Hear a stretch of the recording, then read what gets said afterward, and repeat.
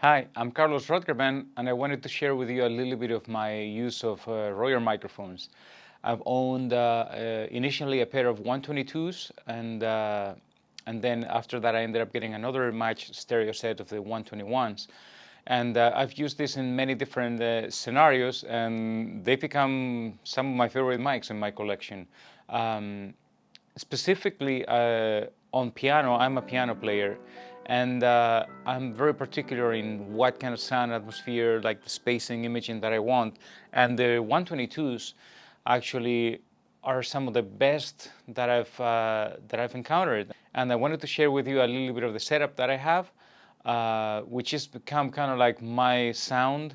I have a Yamaha C7, and depending on the song, obviously how dense the production is, or if it's the piano is the lead and it's more exposed, or if it's a very dense track, I may place the mics in a couple of different places. But kind of like my go-to sound, it's the 122s, kind of on the hammers, a little bit separated.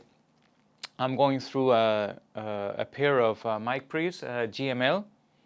And then out of the GML, I'm going into the Neve console. I have a Genesys Black. Obviously, I'm bypassing the Neve mic pre for this. Particularly, there's something about the imaging, something that happens with that combination.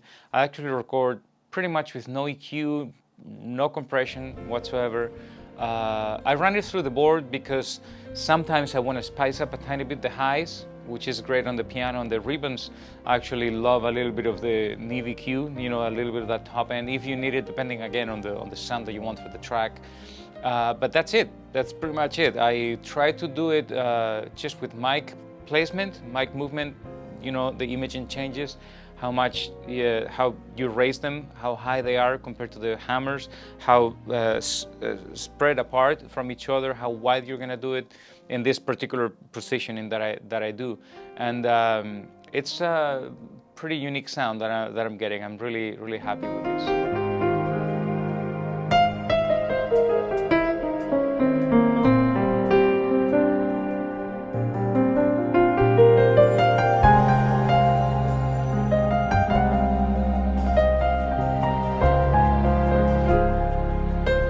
I use the mics obviously for many other applications, not just piano. I use it, it's kind of like the go-to for horns, especially for trumpet, flugelhorn. It's amazing on flugelhorn. Trombone, sax, it works really nice. I mean, it works really nice on all the horns. It really has a good tolerance of high pressure and how you, without losing the imaging somehow. It's just when you start pushing it a little bit, it really gets a very nice wide sound.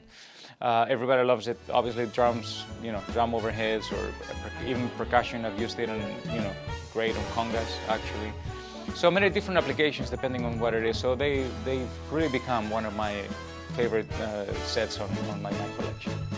So thank you for watching, and again, I'm Carlos Rodgarman, and we'll see you soon.